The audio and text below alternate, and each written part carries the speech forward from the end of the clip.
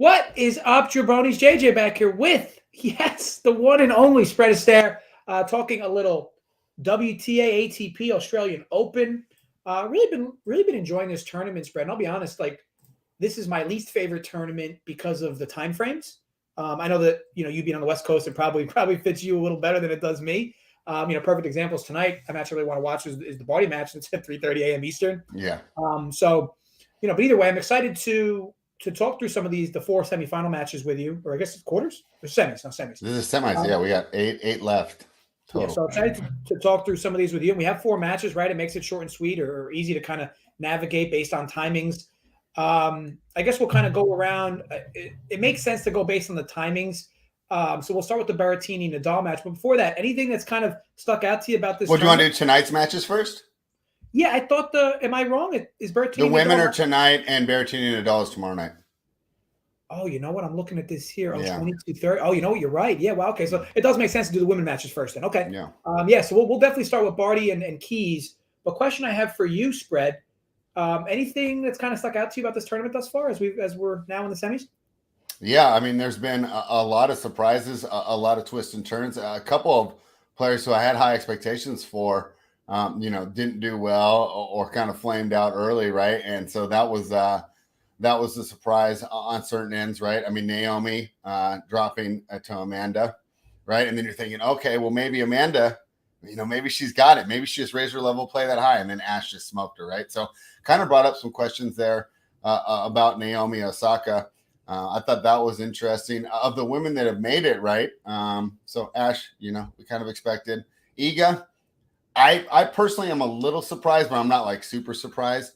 This is probably what I would consider to be her worst surface of all the Grand Slams. I even think that even though Wimbledon's faster, it plays a little better to the way that she likes to play. But she's so good, right? The fact that she could rise up there. But the other two, right? Big surprise. Collins, we would normally think, okay, she's going to do pretty good in Australia. She didn't play a lead up though at all. Like her first match of 2022 was here at the Australian Open. So maybe if we'd see some lead in, this would be a little less, but she was a complete unknown coming into the tournament. And then Madison Keys is another one that boy, she can look so bad during the year. And then something about the Grand Slams, she just turns it on. So I've had a lot of fun watching, but I'd say pretty much the biggest surprise was for me, Naomi losing to Amanda, and then me thinking, okay, this means that Amanda's ready to be in the top 10, and then Barty just wiping the floor with her. Yeah, Barty's been absolutely incredible. We'll talk on the Collins Iga match as well.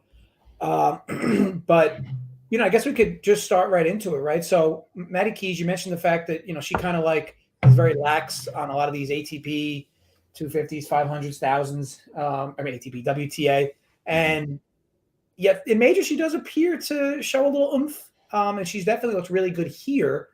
But woof, I mean, it's quite an interesting element seeing Barty in this spot.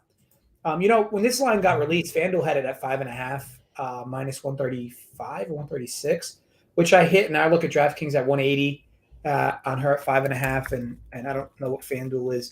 But I also bet 4.5, so it's not like I didn't bet 4.5. But I'm just trying to see what FanDuel has the 4.5 number at, or if they even still have the 5.5, because ultimately that's a key number, right? Spread. I mean, a 6-3-6-3 is a right. I guess it would be a 6-3-6-4 cashes versus not winning. So let me just look real quick what FanDuel has. So FanDuel's got a little thicker odds on Key, so I'm wondering if maybe that's got a better spread number. Not really. So 4.5 minus 104, which isn't bad, but let me just look real quick if there's an alternative on 5.5, if you can get it like minus 140 or less. Yeah, Jesus. So 5.5 is up to minus 185. So nice to get the good number there for the subs. But here, the play for me is going to have to be plus 4.5. Now, I know that Barty's been so dominant, right? I think she's lost a handful of games in the last two matches. Just kind of been beasting through this field, and it's not like she's had a cupcake walk. She's played some decent names. I mean, Jesse's a decent name. I thought Georgie looked really good in this tournament. Next to her, and you mentioned about Anamasova. So, I mean, it's not like she's beating Sasha, and she's just been a 2-0 machine here. And interestingly enough, she's never won this Open, right? Despite her being from here. Exactly. And I think that's something you have to factor into the handicap. And we brought it up when we were previewing earlier rounds. And I think we talked about it when Susie and I were just doing this from the DraftKings perspective. I'd rather have Ash face these tough tests earlier, right? So when she was going to play Osaka, I said, I think that it's a benefit to Barty that they're playing in round 3 and not here in the semifinal. And the reason is because she's done this before where she's absolutely mowed down the field. But then when the tournament switches, right? So the whole tournament, there's been day sessions, night sessions. It's a pretty big tournament, right? Now they're essentially standalone matches, right? You're not playing at the same time as anyone else. All eyes of the country are on you. There's no, right? There's not a Kyrgios match going on at the same time that's kind of drawing the attention of all the fans. And she's not done well in these positions before. And when you watch the way that she handles pressure, at the French Open, at Wimbledon, right, at the Masters 1000s level, it feels to me like it's a home pressure, right? The pressure of being at home gets to her. So I do think that's a factor you have to put in here when you're looking here. Madison Keys, I mean, what can you say? I think she's been playing so well. I've been so excited to watch her play. And this is like the best form. And I know some people have said, well, Badosa wasn't in the best form, and Krejcikova wasn't in the best form. Well, they looked in pretty good form when they were making their ways through the ranks, right? It wasn't like they just lost their form all of a sudden against Madison. Now, can she get the upset? I'm kind of with you. I feel safe playing the games, or I took essentially a correlated approach to this, and I just took the over.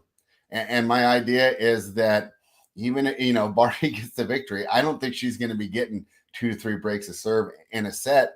I think we could see a tiebreak as well. I think it's going to be really hard to break Keys' serve. Now, one thing to note as well as me talking about to the night matches favors Barty just a little bit, right? If you and I were both on these bets, we would say, hey, go play at noon, right? Go play at 3 p.m. Oh, yeah. Local time, right? With the sun blazing, it's going to be a little bit slower.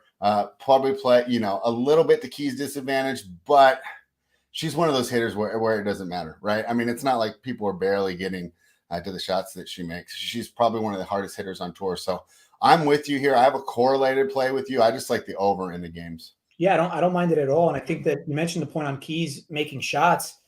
Oof, I mean, she's had that down the line backhand, which, wow, I can't remember the last time it's been this efficient. I mean, granted, she's missing a few, but she's going for that shot very often, and she's connecting on it very often. And we know how strong her forehand is. But the backhand for me was what's interesting because it's been working extremely consistently for her. Now, she's been fortunate in some regards. It did look like Krejcikova may have been a bit hampered. It also did look like, I forget of her previous match that she may have played Badosa. Yeah. But we said the same thing about Badosa when she was winning in the WTA finals, right? That was one of the reasons when we handicapped the WTA finals. We said, oh, watch out for Badosa. She's carrying this injury. And then she makes a big run there. So, I mean, I know that they might be, and maybe they weren't 100%. I just don't want to detract from Keys because like I said, these players might not have been 100%, but they were good enough to beat all their other opponents, right? I mean, they didn't get knocked out in the first round because of these injuries. Yeah, I think to me, Barty's been playing tremendous, and she could, just whip Keys here, like she's kind of done to everybody. But like I said, it's almost like just you watch Keys play, and it's hard to imagine she's just going to like lay down like in this spot. She hasn't been easy to break either. She obviously has an above average serve and a great 1-2 punch as well. How will Keys deal with the slicing most of the match? But ultimately, I think it makes sense that this plays a lot closer than the line. I get why the line is what it is. Barty's playing phenomenal. But yeah, I do have some value on Keys. It looks like we're in agreement there, correlated fashion, if you will, with me taking the games and you taking the over. I think Let me throw one more point in there in support of your play as well. Even, in these situations, Ash Barty's never been a good player to play against the spread. She's had so many matches where she gets ahead 6-2, 3-1, and then just kind of like lets off the gas. And it's a 7-5 in the second set, right? And she ends up not covering or the match goes over. So she doesn't always, even though she's just played it this time, she has a history of choking up in the big moments here in Australia and also, playing with her food, so to speak. And when she gets ahead, she does have a tendency to zone out a little bit. So, all's not lost, right? If we drop the first set in grand fashion. Yeah, and hopefully Keys will show a little life if that happens, and not kind of give up on herself. But because she's been down a set too, right? Like I always like when players get to this stage in tournaments, I always like to take players that did go down a set, right? I forgot which match was it. Was it the match before Badosa? I think against, was it Wang? Yeah, I think so. Let me double check that down one. a set and came back to win it. So I always like taking players like, I think she was down a set and a break in that match spread. So I always love when players are able to fight back, because first of all, it means they've been there before and they're not going to be unused to it in the moment in the same tournament. So yeah, I like Keys plus the games. I've kind of been riding her for a little bit now in this tournament. And speaking of riding, we'll slide over to the Collins match. I liked Collins yesterday, minus with the set handicap, minus a set and a half. It almost seemed like as much of a breeze as it. I mean, I know she got broken back late in the first set when she was serving out, but she kind of got back on track. This match here is interesting though, because if it really depends how you correlate your numbers, right? If you're a pre-tournament better where you're looking for value where you can find it based on pre-tournament odds, right? If these two played in round one, Iga is likely, what do you think, spread minus 250? If they meet in round one of this tournament, maybe maybe a little higher, I would think. And here, because Collins is playing well, and let's be honest, Swiatek hasn't been playing, all that dominant, if you will, right? And she's played back-to-back three-setters, I believe. Go even further. Yeah, back-to-back three-setters. And I'll be honest, so watching the Kanepi match yesterday, she had a problem with that power from her. She did not like having to sit all the way back in the baseline to return, whether it was between serve and between the forehands. And now Kanepi's play started to deteriorate as the match went on, which is where Iga was able to take advantage of it. But she looked real sloppy through that match. And Collins has been playing really well. Now Collins is a player that's a little too fiery for me in terms of Jay was saying the same thing last night. I don't personally enjoy the emotion she kind of rides in and out of the match. I get it. It's probably obviously it's the way she's always played. I think she's a UVA grad as well. But either way, she's a little tough to ride the emotions with, because you almost feel like she's going to spin herself out of control at times. But she's been real good. She's been real good on serve. And I think, I don't know, was it Keys or her? It must have been Keys. Fastest returns in this tournament? Probably Keys, right? Spread. No, my guess would be Keys. I haven't seen that stat, but my guess would be Keys. Yeah, fastest return of serves in this tournament has been Keys. Collins has just been super consistent. Really doing a good job limiting unforced errors. And again, she's got pop, which I've seen bother Iga here. The question is can Collins keep it consistent? What's your thoughts on this match? And like I said, between the two angles, you could argue there's value on Iga at the price based on the pre-tournament numbers and such, but you could also argue the wrong player's favored. If you've watched these players play the recent matches, Collins has looked better. So what are your thoughts? Yeah, I think the pre-tournament idea can be a little misleading. And I mentioned it a little bit in our lead-in because Collins didn't play. So the bookmakers had to factor in the unknown. I know some people do it. I personally don't, right? Maybe they were, checked Instagram and they saw that she was practicing or whatever and not out having a good time. But regardless, we didn't know what form she was coming in.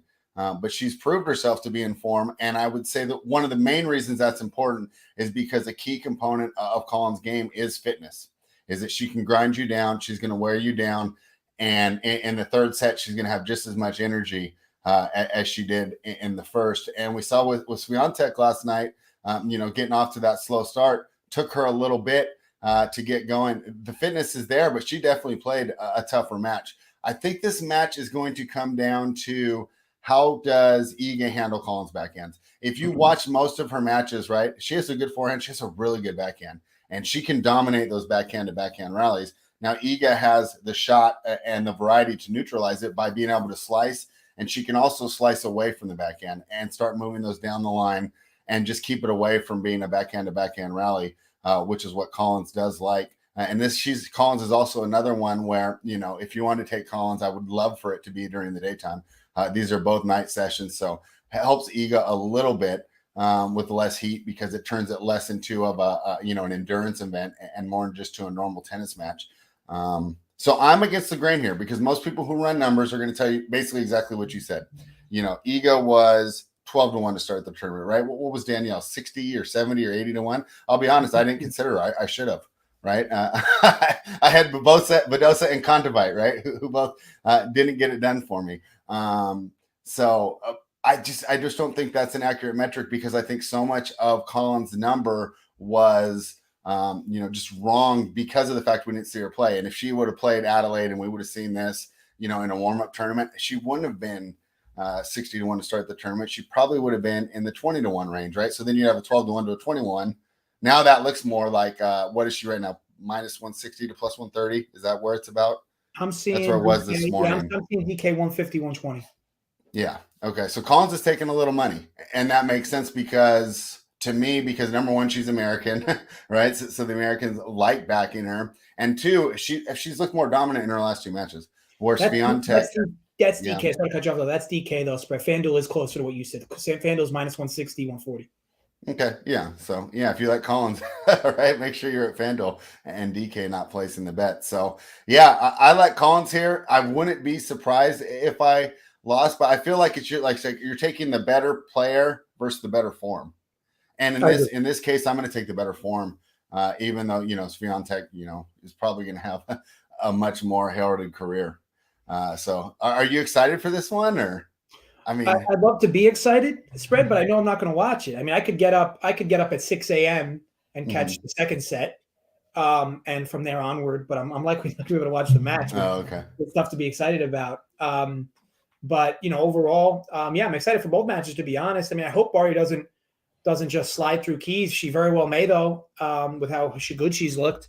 But I guess time will tell, right? But we'll see. Ultimately, both these matches hopefully are good ones. I think both dogs are very live per se, but you could also argue, that there's value on the favorites. Ultimately, my favorite bet of the two matches is the Keys plus the games prop or derivative. Okay, so we can slide over to the men's end. Oh, real quick, JJ, did you take a look at just picking the winner right now? Picking the futures? So let's say right now, Ash Barty's minus 182, Iga's plus 360, Collins is plus 685, Keys plus 675, and that's bookmaker. And then I'm sure on the other books you can find the individual matchups too. Pull up those numbers and just give the people something, even if it's just a lean, right? Out of all these numbers, which one do you think would be the best here? So I debated taking Keys 12-1 last round. The problem was I figured if I was going to do that, it would have made more sense to make it in a mechanical parlay fashion in terms of, bet Keys, right, and then double up the bet on her versus Barty, which would pay, in theory 6-1, and then just put it all on her in the final, which would be more than 12-1 to begin with. But now I'm looking at this. I mean, this doesn't make sense. So she's 750-1, 750 plus 750. So 7.5-1, which doesn't make a whole lot of sense because it's actually, believe it or not, it makes more sense to bet her now than it was to bet a future with her last round. Yeah, that is because you would versus 12. So you betting her 12-1 if you just mechanical parlayed it and she's plus 350 here. It actually would have paid less than if you bet her to win the tournament now at plus 750, primarily because this is the big match, right? Because if she wins this match, she's going to be in a much better spot in the finals. I mean, Iga will be, what do you think? Minus 120, minus 130, probably. Minus 135 against Keys, if that, because the fact that Keys was the one that slayed Barty, so they might even make it a little different. And Keys will definitely be favored over Collins. So, but not by much, right? It would be about the same. Yeah, I'd say similar, about $1.30 favorite Keys. So you makes the argument of, well, it almost feels better to do it. You take the money you won and you go 2 units on the 750, and that pays you 15 versus the original 12. So I don't mind taking Keys to win it all because first of all, if she wins this match, I'm going to feel very good about her winning it all. But it would be the only spot I like. I personally can't lay 200 with Barty here.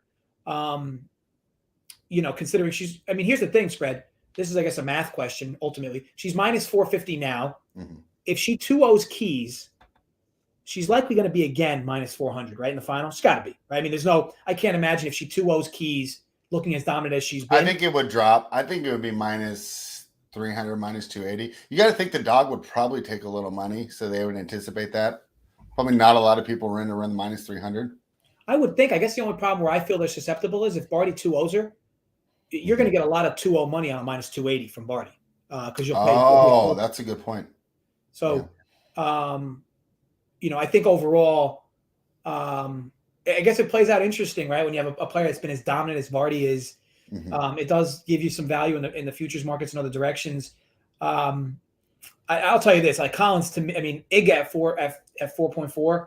I don't want to say it's dead money, but like, man, like I would argue she's could lose both matches. I mean, so I'm not a big fan. She could win. I mean, we're talking value. I don't think 440 is value for her in this spot. I would want to see her at like 6 there. So either way, value for me, I guess 750 on Keys. I'm not in love with it, but I do like it more. And the reason I'm not in love with it is I'm already invested on Keys in this matchup. Right. And at worst, I could just take all the winnings from it and put it on her in the finals. And that in theory would create me the 750. So, that would be my lean. Anybody you like on those odds spread?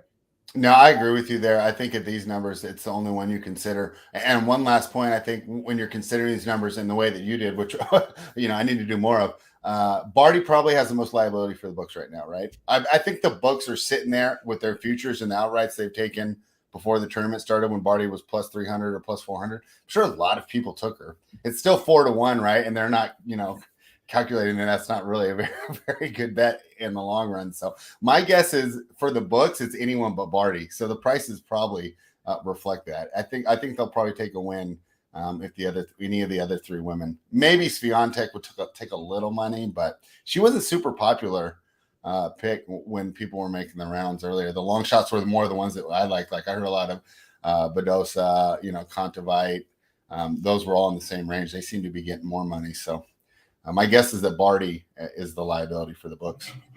Yeah, and I can't disagree. With that by any means. All right, so I guess we'll start over to the men's end. Berrettini Nadal is the first match tomorrow evening, I believe.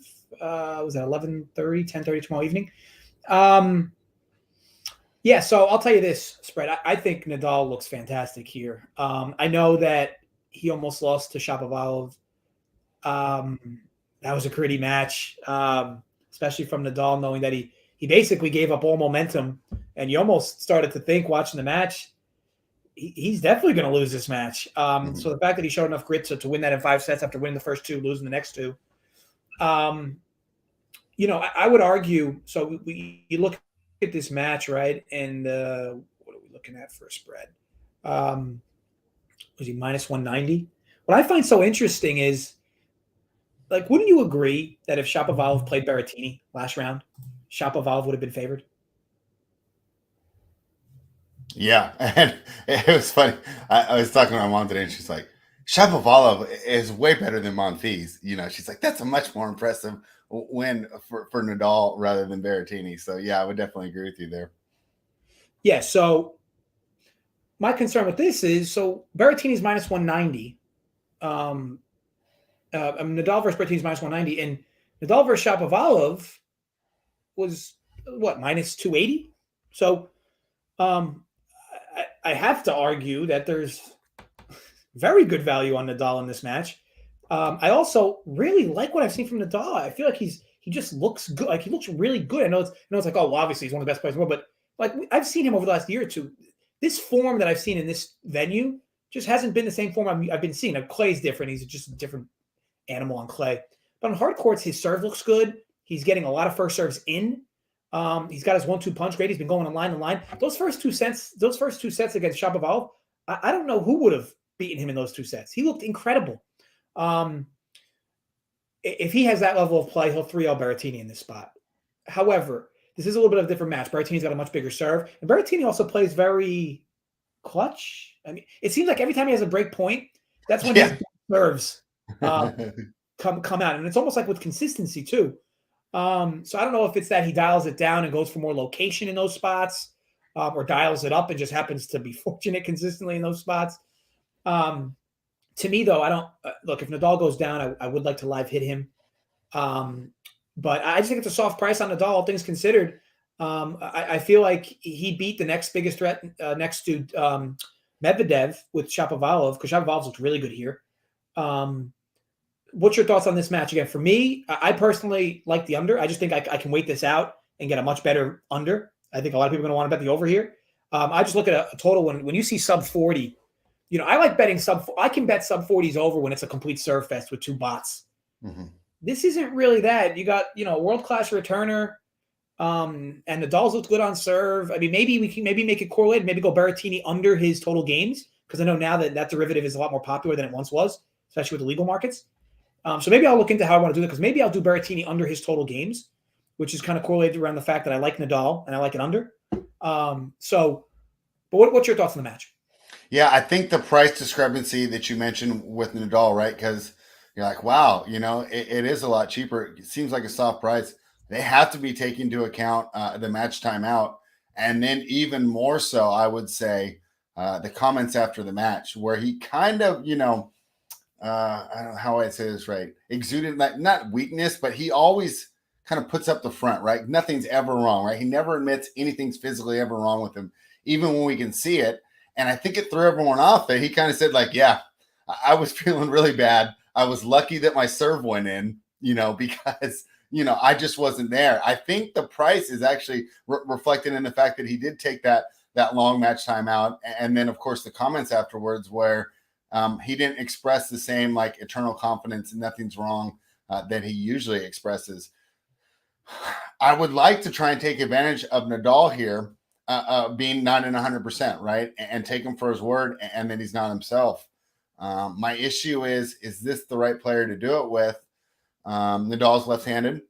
Berrettini has a weak backhand, right? When you watch how people beat him, right? It's picking on the one side. I mean, he almost reminds me of the kids in high school, right? That only developed one side. They just blast their forehand and then they just hit the backhand right back to you, right? And you're just like, well, wow, like, we know what you need to work on.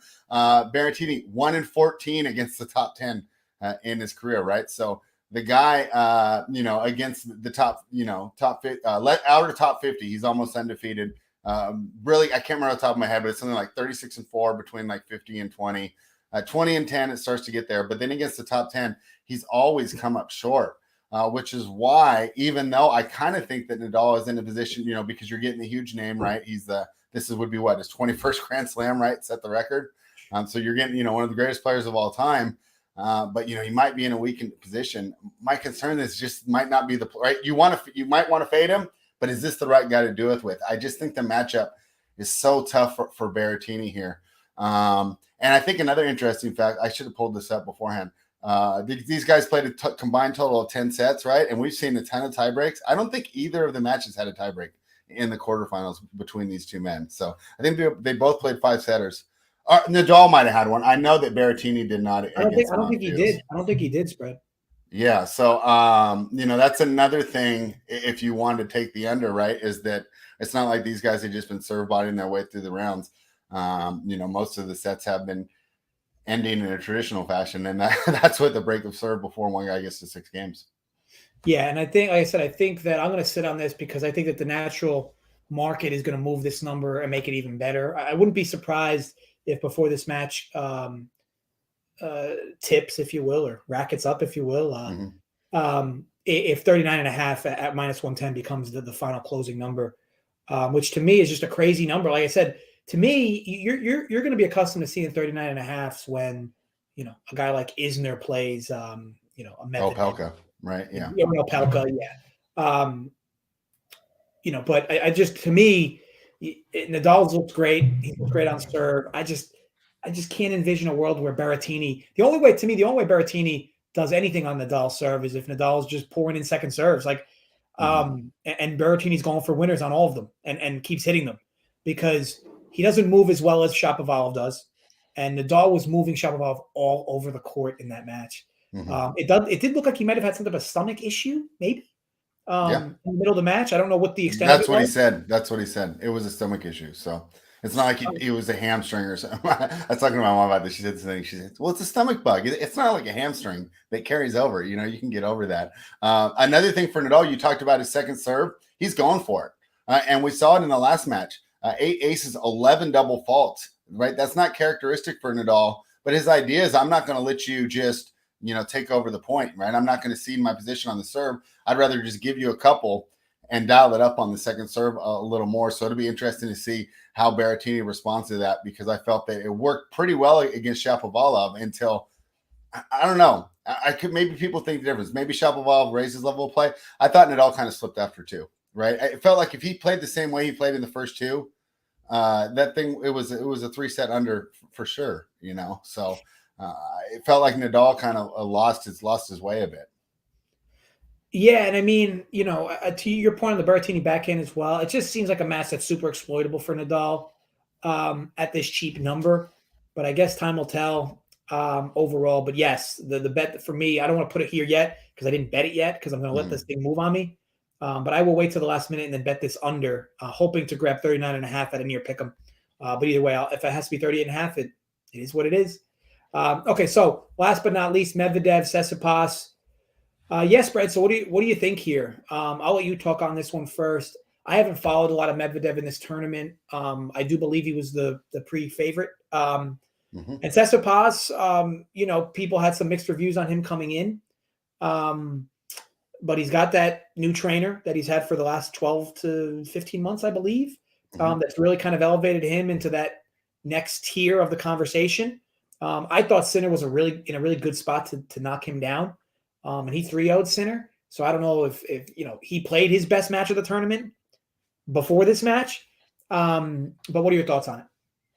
Yeah, I mean, this is an interesting matchup. Rematch of the semifinal here last year, where Medvedev beat Tsitsipas in straight sets on his way to losing to Djokovic in the final. The win moved Medvedev, let's see, it would have been to 5-2 on the head-to-head, because then they met again at the French Open, where Tsitsipas was able to get the victory. And one thing that I don't like is using head-to-heads on a completely different surface, right? It doesn't matter you beat in the French Open, right? It's so much different. In these two players' case, I believe it's different. And that's because Tsitsipas had like a mental block against Medvedev. It almost felt like he seemed like he was physically intimidated by him. There was a famous exchange between them. It was probably 3 or 4 years ago now, where Medvedev almost looked like he wanted to fight him, and you could tell Tsitsipas wanted no part of it. And that was when Medvedev was winning every single match in him head to head. I think Medvedev was like 4-0 against him at that point. Tsitsipas has actually won 2 of the last 3 against him. The French Open match that I mentioned, and then in Turin, which is an indoor court that plays pretty quickly, which I would say would be more indicative if you wanted to use a head-to-head to argue for Tsitsipas. Talk about Medvedev's form coming into this match. Some of the best tennis I've ever seen him play. And he was just rolling. And it was interesting, the quote that he had on his last match, where he got down and he got frustrated. And he said, I just thought, what would Novak do? And I said, I'm going to make him work.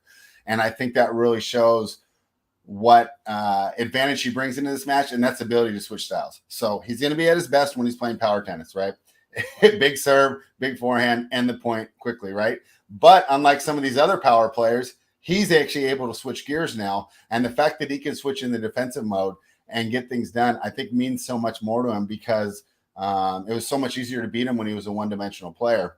But it's so tough for me, because I've obviously been undervaluing Tsitsipas going in this tournament the whole time. It's almost like the Collins situation. He had an injury going in the tournament. We didn't know if he was 100%, right? So I kind of wrote off his chances. He was complaining about his shoulder or his elbow. It was something in his arm, but not good for a tennis player, right? 2 things that are pretty key to success, right? Shoulders and elbows. So I didn't think he was going to be that good. You're not seeing any sign of that at all. And I thought Sinner was a beautiful matchup for him. The way that they were setting up, I thought Sinner was going to win that pretty easily. And so he's able to overcome odds. He was a dog in that match. He got the victory, right? And the market likes Sinner too.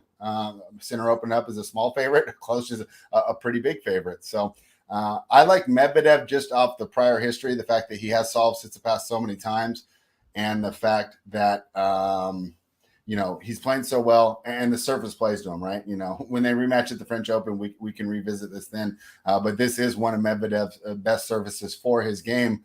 The problem is, JJ, I think the price accurately reflects how Medvedev should be favored, right? So I'm really struggling on how to approach this from a gambling perspective, because I do think that Medvedev's going to win, but I also think the books accurately priced him. That's a pretty long breakdown, but what are your thoughts here?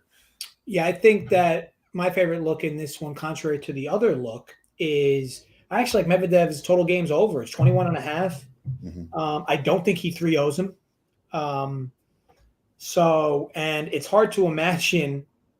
I mean, Medvedev could lose this match, but like, do you really believe he's going to lose this match in less than 5 sets? Like, to me, I don't want to say, to me, the odds are he's very likely to win 2 sets. And if he does, you're looking at, 21.5 being extremely attainable, because, assuming he gets you 4 games in his 2 losing sets and 6 in his others, mm-hmm. He then needs to get you 2 in that final, 5th set. This is, of course, assuming he loses. To me, your path to not winning this is him sweeping or him losing in 3 or 4 sets, which is, it's just hard to fathom from my end.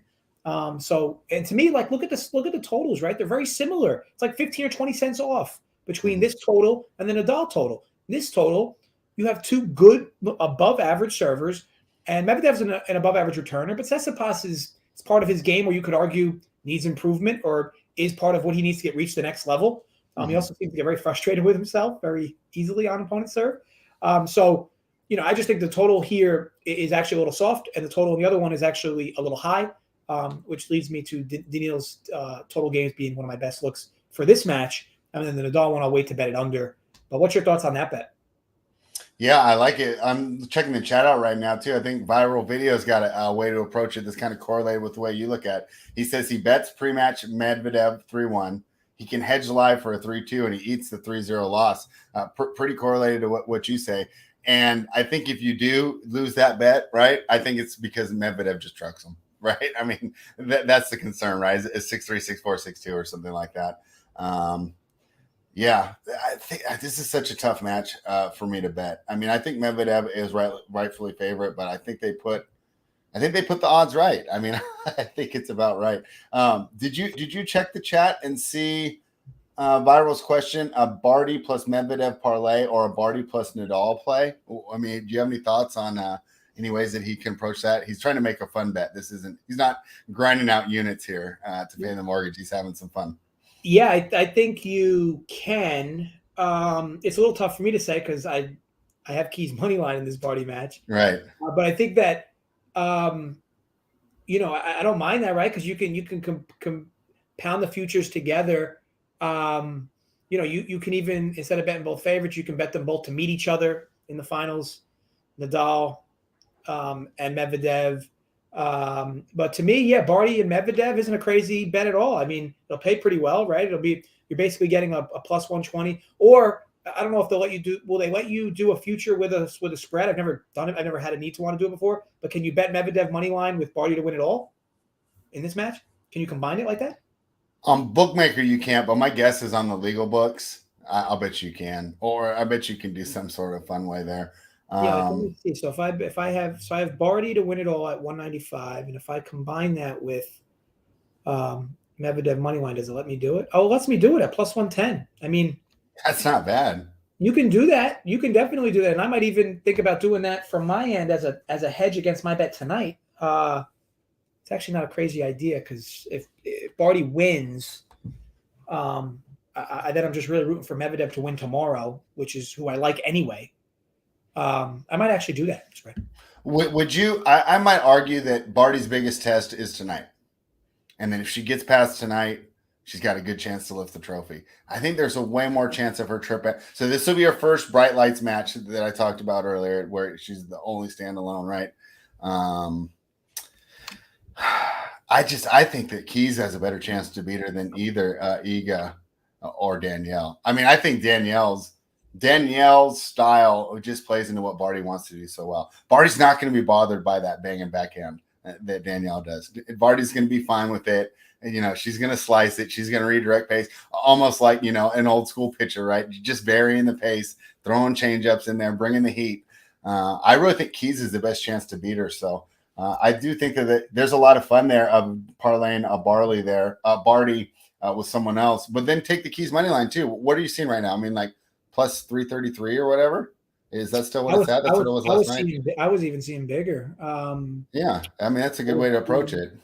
Yeah, I think I saw plus 350 recently. Plus 340 at DK. Let me see. I know FanDuel's typically a little better as well. FanDuel's still plus 360. Yeah, I mean, you throw a Keys and then you hedge with this Barty Medvedev or however else you want to parlay that. I think that'd be a lot of fun. Yeah, I think that makes the most sense.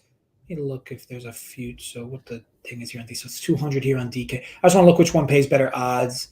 If I do it, Barty DraftKings might not let me do it. FanDuel clearly is going to let me do it. It's plus 105. It's plus 109 on FanDuel. So better number on FanDuel, guys, if you're going to do it.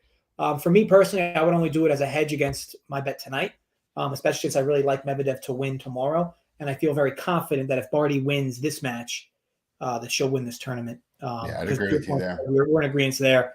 She's got a tougher matchup here than she will in the finals. I'm not sure the odds will reflect that per se, but at least from what I've seen, this Keys matchup is tougher for her. We say tougher like as if we know it's going to be a grind. I mean, she hasn't had any opponent that's been tough for her yet. But either way, Keys is, in my opinion, in better form than Iga and Collins. So if she wins here, she should win it. She should win it all. All right. So any final notes, Brad? We've gone through all the matches. Yeah, we checked with the chat too. Mike Bennion thinks that Barty's going to win. Yeah, I mean, she's minus 400 for a reason. We're just going through all of them. He also said Rafa needs to win in 3 that he's done. Would you? I mean, obviously you like the under. Would you agree with that? I kind of feel the same way. That's why I was like looking for a way to fade him. I just don't think that Berrettini's the spot, right? Yeah, I mean, I'm surprised. I mean, Rafa needs to win in 3 or he's done. Is that more or less from the fatigue state? I think that's the physical deal, right? The dude's in tremendous shape. He had those stomach issues, but he outworked Shapovalov's what, 22? I mean, he outworked a 22-year-old in 5 sets. And Berrettini doesn't run as well as Nadal. And if the match is going to be anywhere near like it was against Shapovalov, Nadal will literally have Berrettini running line to line. That's where he had Shapovalov going. I mean, the entire first 2 sets, Shapovalov was just consistently moving left to right, and he was making great shots. Yeah. It still wasn't enough. Berrettini is going to have to really play well. Definitely could win, obviously, if he plays well, but he's going to have to play extraordinary to beat the version of Nadal I watched the other night. I do agree that 3-0, I'm sure Nadal wants to get in and get out after his long match, but the idea that he's not in good shape or not in shape for a 5-setter, I'm not sure I necessarily agree with, because I'd go as far to say he's in better physical shape than Berrettini. Yeah, probably. Berrettini also had injury issues. The same thing we said about Steph. We were worried about Berrettini going into this thing too. And in fact, that's why he was priced so high, as he was having issues with fitness as well. So it's funny that, in the fortnight, we've switched to being worried about Rafael's fitness and not Berrettini. So it's just funny how these things switch. And whoever thought you worried about Nadal's fitness, right? Barring a knee injury or something. So but this is going to be a lot of fun, JJ. I'm looking forward to it. I hope you get up. And if you do, I know that you also be having some macchiato creamer there when you go ahead and enjoy that coffee. You know that. You know that. All right, yeah. So thanks for doing this video with me, Spread. We'll do more tennis moving forward. There's some big WTA and ATP tournaments coming up, so we'll try to get these. We'll try to get Susie more involved as well. So ultimately we can get more overall tennis content. You absolutely been crushing it. You and Tyra on the NBA and NFL vids, so keep up the good work with that. And if you guys aren't watching them, I mean, I don't know what you're doing better in the afternoons. So ultimately make sure you're keeping an eye on that and head over to Rump Your Bets, see what we're all about.